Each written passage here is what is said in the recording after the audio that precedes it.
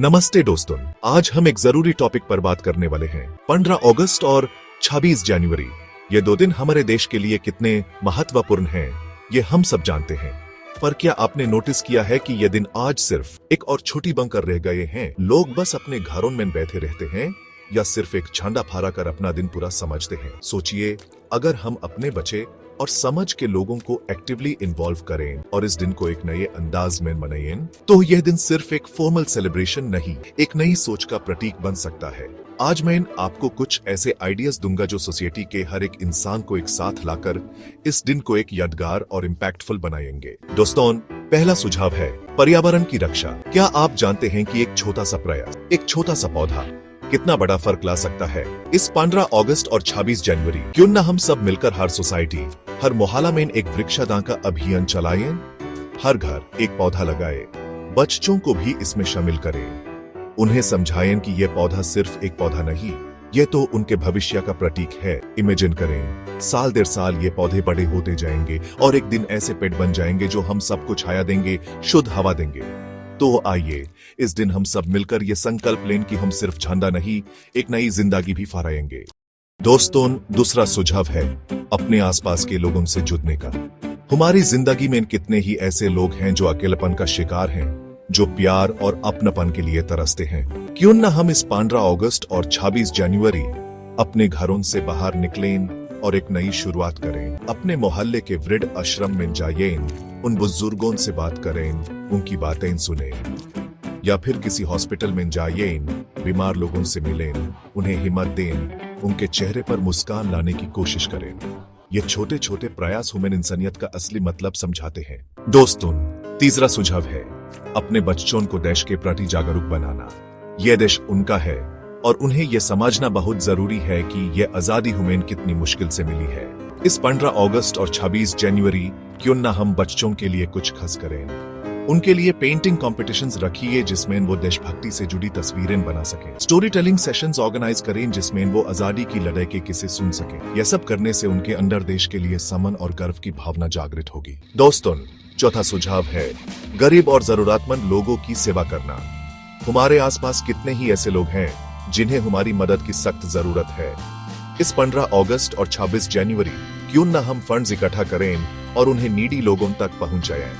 ये फंड्स हम किसी अनाथालय को दे सकते हैं, किसी स्कूल को दे सकते हैं जहां गरीब बच्चे पढ़ते हैं, या फिर किसी हॉस्पिटल को दे सकते हैं जहां बीमार लोगों का इलाज हो रहा है।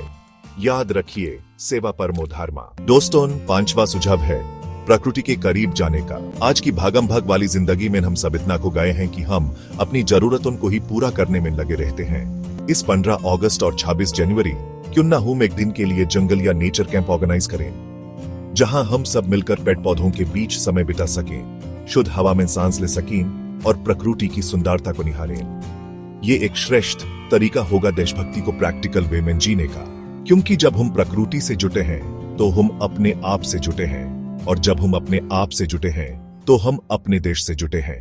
दोस्तों, छठा सुझाव है जीवन दान का। क्या आप जानते हैं कि एक यूनिट खून किसी की जान बचा सकता है? और यह जीवन दान करने का सुनहरा मौका हमें 15 अगस्त और 26 जनवरी पर मिलता है। इस दिन क्यों न हम सब मिलकर ब्लड डोनेशन कैंप्स का आयोजन करें। हर सोसाइटी, हर मोहल्ला में ये कैंप्स लगाए जा सकते हैं। एएपी खुद भी खून दान कर सकते हैं और दूसरों को भी इसके लिए प्रेरित कर सकते हैं। याद रखिए, जीवन दान से बड़ा कोई दान नहीं। दोस्तों, सातवां सुझाव है सरकार की भूमिका को और मजबूत बनाने का। यह दिन सिर्फ सेलिब्रेशन का नहीं, बल्कि नए संकल्पों को धारण करने का भी है। इस 15 अगस्त और 26 जनवरी पर सरकार को कुछ इंपैक्टफुल रिफॉर्म्स अनाउंस करने चाहिए जो देश के लिए महत्वपूर्ण हो, जैसे कि एनवायरमेंटल पॉलिसीज जो पर्यावरण की सुरक्षा सुनिश्चित करें, या एजुकेशनल पॉलिसीज जो बच्चों को क्वालिटी एजुकेशन प्रोवाइड करें, ताकि लोगों को प्रेरणा मिले और वो देश के लिए काम करने के लिए आगे आए। दोस्तों, आठवां सुझाव है युवा शक्ति को सही दिशा देने का। हमारे युवा ही तो इस देश का भविष्य है और उन्हें सही प्लेटफॉर्म और गाइडेंस मिलना बहुत जरूरी है। इसलिए हर एरिया में यूथ क्लब्स और सोसाइटीज का स्थापना होनी चाहिए। ये क्लब्स अलग अलग एक्टिविटीज का जिम्मा ले सकते हैं, जैसे कि क्लीनलीनेस ड्राइव्स, स्पोर्ट्स इवेंट्स और सोशल कॉजेज में अवेयरनेस स्प्रेड करना। इन क्लब्स के माध्यम से युवाओं को एक प्लेटफॉर्म मिलेगा अपने विचारों को रखने का, अपने टैलेंट को निखारने का और साथ ही साथ समाज के लिए कुछ करने का। दोस्तों, नौवां सुझाव है लोगों की भागीदारी को बढ़ाना। जब तक हर व्यक्ति आगे नहीं आएगा तब तक कोई भी बदलाव मुमकिन नहीं है। इसलिए हर एरिया में मैंडेटरी फ्लैग होइस्टिंग सेरेमनी का आयोजन होना चाहिए, जहां हर घर से एक व्यक्ति का पार्टिसिपेशन जरूरी हो। एक कंबाइंड परेड या सेलिब्रेशन हर सिटी में हो जहां लोग फ्री में पार्टिसिपेट कर सकें। जब लोग एक साथ आएंगे, एक साथ जश्न मनाएंगे, तो उनके अंदर एकता और भाईचारा की भावना और भी मजबूत होगी। दोस्तों, 10वां सुझाव है अपने गली मोहल्ले को न भूलने का। हमें अपने सेलिब्रेशंस को सिर्फ बड़े शहरों या स्टेडियम्स तक ही सीमित नहीं रखना चाहिए। हर सोसाइटी में इंडिपेंडेंस डे और रिपब्लिक डे के दिन स्मॉल इवेंट्स का आयोजन होना चाहिए, जैसे कि कल्चरल शोज जिसमें लोकल आर्टिस्ट अपनी कला का प्रदर्शन कर सकें, या फिर पॉटलक पार्टीज जहां हर घर से एक डिश लाए और सब मिलकर सेलिब्रेट करें। ऐसे छोटे छोटे इवेंट से लोगों में अपनापन की भावना बढ़ती है और वो एक दूसरे के करीब आते हैं। दोस्तों, 11वां सुझाव है एक दिन देश के नाम। क्यों न हम यह संकल्प लें कि हम 15 अगस्त और 26 जनवरी को सिर्फ अपने लिए नहीं बल्कि अपने समाज के लिए भी कुछ करेंगे।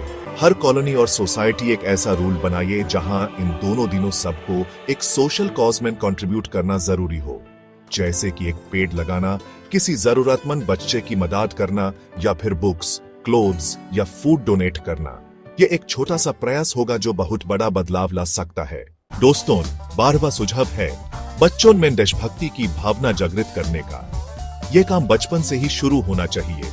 स्कूल्स और कॉलेजेस में ऐसे प्रोग्राम शुरू करने चाहिए जहां देशभक्ति और कम्युनिटी सर्विस की इंपॉर्टेंस सिखाई जाए। यंगस्टर्स के लिए एडवेंचर कैंप्स या ट्रैकिंग ट्रिप्स रखी जाए जो देशभक्ति के थीम पर हो। जब बच्चे छोटे से ही इन चीजों में इन्वॉल्व होंगे तो बड़े होने पर वो एक बेहतर नागरिक बनेंगे जो अपने देश और समाज के लिए समर्पित होंगे। दोस्तों, 13वां सुझाव है एक कलेक्टिव प्लेज लेने का। हर कॉलोनी या सोसाइटी के लोग एक साथ मिलकर प्लेज लें कि वो अपने देश और समाज के लिए कुछ कंस्ट्रक्टिव करेंगे। ये प्लेज हर साल रिफ्रेश किया जाए और नए गोल सेट किए जाए।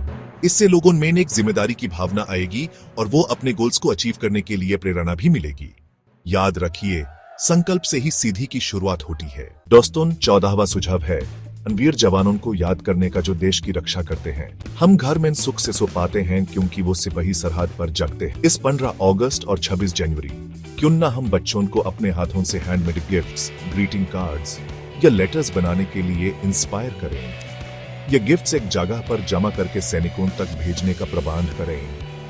ये उनके लिए एक छोटी सी ग्रेटिट्यूड की भावना होगी और सैनिकों के चेहरे पर एक मुस्कान लाएगी।